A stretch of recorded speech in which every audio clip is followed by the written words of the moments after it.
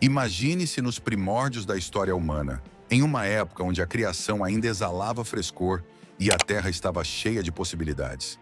Terras vastas, inexploradas, formavam um mundo novo sendo moldado por mãos humanas sob o olhar atento do Criador. As pessoas, vivendo em um ambiente de recursos abundantes e natureza intocada, começavam a descobrir seu papel como cuidadores e moldadores do planeta, estabelecendo os primeiros passos de civilização.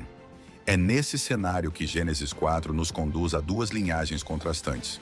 Os descendentes de Caim, marcados pelo progresso cultural e pela corrupção moral, e os descendentes de Sete, preservadores da adoração a Deus.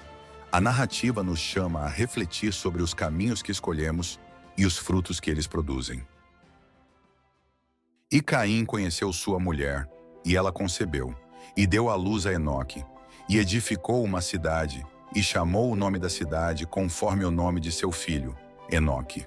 Gênesis 4, versículo 17. A linhagem de Caim trouxe progresso, aldeias, ferramentas, música e criação de gado. Esses avanços, à primeira vista, parecem conquistas puramente técnicas, mas na narrativa bíblica carregam significados simbólicos profundos.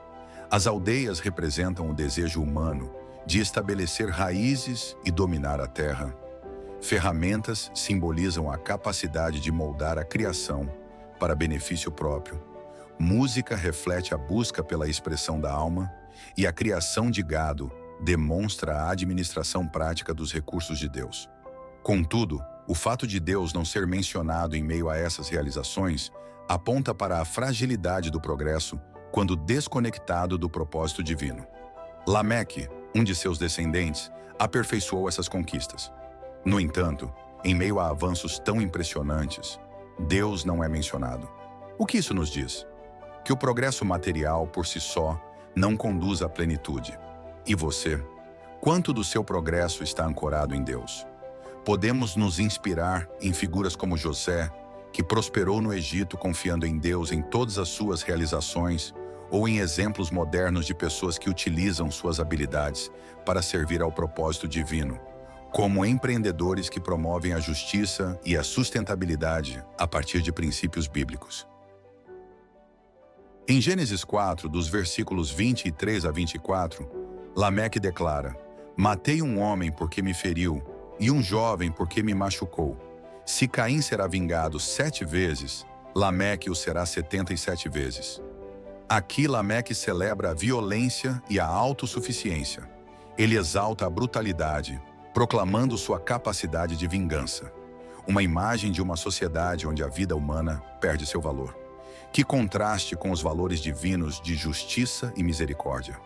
Quantas vezes nossa cultura moderna também glorifica a violência, direta ou indiretamente? Qual tem sido o reflexo disso em nossas vidas e relações? Mas nem tudo está perdido. Deus nunca deixa de agir. Na linhagem de Sete, vemos Deus trabalhando de forma específica para restaurar a adoração e a fidelidade à sua vontade. Desde o nascimento de Enos, quando os homens começaram a invocar o nome do Senhor, Gênesis 4, versículos 26, até a vida de Enoque, que andou com Deus e foi levado sem experimentar a morte, Gênesis 5, versículos 24, a ação divina é clara. Essas histórias refletem a fidelidade de Deus em preservar um remanescente que busca sua presença, preparando o caminho para o plano redentor que culminaria em Noé e, posteriormente, em Cristo. Com a morte de Abel e o afastamento de Caim, Adão e Eva tiveram outro filho, Sete, cuja linhagem carrega a esperança divina. A Sete também nasceu um filho, e ele chamou seu nome Enos. Então os homens começaram a invocar o nome do Senhor. Gênesis 4, versículo 26. A linhagem de Sete foi marcada pela adoração e pela fidelidade. Enquanto os descendentes de Caim se perdiam em sua autossuficiência, os setitas se dedicavam a buscar a Deus, sendo exemplos claros de fé em ação. Sua longa vida, conforme descrito em Gênesis, reflete tanto as condições únicas do período antediluviano, quanto a bênção divina sobre aqueles que viviam em conformidade com sua vontade. Os setitas não apenas perpetuaram a adoração ao Senhor, mas também garantiram a preservação de valores espirituais fundamentais em uma época de crescente corrupção.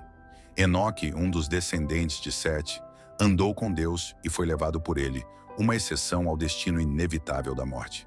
Sua vida foi um testemunho de como a fé e a intimidade com Deus podem transcender até mesmo as limitações da existência humana. Noé, por sua vez, se destacou como outro exemplo extraordinário na linhagem de Sete. Enquanto Enoque simboliza a comunhão plena e a vitória sobre a morte, Noé representa a fidelidade em meio à oposição e a responsabilidade de salvar a humanidade e a criação por meio da obediência a Deus. Juntos, Enoque e Noé são pilares que demonstram o quanto a fé e a obediência moldaram a história da raça humana. A genealogia em Gênesis 5 nos mostra algo curioso. E morreu. Esse refrão, repetido incessantemente, lembra a realidade da morte, a consequência do pecado, mas também destaca a esperança. Cada geração traz a promessa de continuidade, culminando em Noé, um homem cuja fidelidade e relacionamento com Deus se destacaram em um tempo de grande corrupção. Noé não apenas encontrou graça aos olhos do Senhor, mas também obedeceu à instrução divina, construindo a arca que salvaria sua família e preservaria a criação. Sua história nos aponta para o conceito de redenção, uma antecipação do sacrifício de Cristo, que, assim como a arca, é o meio pelo qual Deus oferece salvação à humanidade. Enquanto Noé foi um instrumento de preservação física da raça humana, Cristo veio como um instrumento de sua salvação espiritual definitiva. Essa comparação realça o papel singular de Noé e sua importância na continuidade do plano de Deus para a redenção da humanidade. Assim, Noé não é apenas uma figura histórica, mas um símbolo do compromisso de Deus em restaurar sua criação. Em um mundo cercado por mortalidade e corrupção, a história de Enoque em Gênesis 5, dos versículos 21 ao 24, brilha como um farol de esperança. Ele não apenas viveu, mas andou com Deus, uma frase carregada de profundidade espiritual. O que significa andar com Deus? É mais do que seguir regras ou praticar rituais. É uma jornada íntima, um relacionamento contínuo, onde cada passo é dado em harmonia com a vontade divina. Como Amós 3, versículo 3 sugere, andarão dois juntos se não estiverem de acordo? Enoque iniciou essa jornada após o nascimento de Matusalém, sugerindo que um evento transformador, talvez a percepção da responsabilidade divina como pai, o levou a buscar intensamente a Deus. Mesmo enquanto cuidava de sua família, ele manteve essa comunhão ininterrupta, provando que a santidade é possível em meio às responsabilidades cotidianas. Sua vida relativamente curta para os padrões antediluvianos contrasta com a expectativa de longevidade, ensinando que o propósito de Deus não está restrito ao tempo, mas à profundidade do impacto espiritual. Enoque foi coroado com o privilégio único de ser levado diretamente a Deus, uma prefiguração do arrebatamento prometido em 1 Tessalonicenses 4, versículos de 15 a 18. Sua fé não apenas moldou sua vida, mas influenciou sua descendência, como vemos no Lameque Setita, avô de Noé, cuja fé em Deus foi igualmente marcante. Enoque e Noé são dois exemplos poderosos de fé em ação, cada um refletindo aspectos complementares do relacionamento com Deus. Enoque simboliza a comunhão plena e a esperança de imortalidade, enquanto Noé exemplifica a obediência prática e a redenção em meio ao caos. Ambos andaram com Deus, mas suas jornadas ilustram diferentes dimensões da fidelidade divina. Enoque foi retirado do mundo antes do julgamento, enquanto Noé foi preservado através dele. Ambos apontam para Cristo. Enoque prefigura o arrebatamento da igreja, enquanto Noé representa a salvação oferecida por Deus através de Cristo, que é a arca da nova aliança. Suas histórias nos convidam a andar com Deus em qualquer circunstância, seja enfrentando as tentações de um mundo corrupto ou proclamando a verdade em meio à oposição. Se Enoque representa a esperança de imortalidade, Noé personifica a redenção em meio à destruição iminente. Seu nome, Alívio, dado por seu pai Lameque, refletia a esperança de que ele traria descanso à humanidade, exausta pela maldição da terra. Em um mundo onde a violência e a corrupção alcançaram níveis insustentáveis, Noé destacou-se como um homem íntegro, cuja vida era uma proclamação de sua fé. Em Gênesis 6, versículos 8 e 9, Noé é descrito como alguém que achou graça aos olhos do Senhor e andava com Deus. Esse caminhar com Deus não era apenas uma experiência pessoal.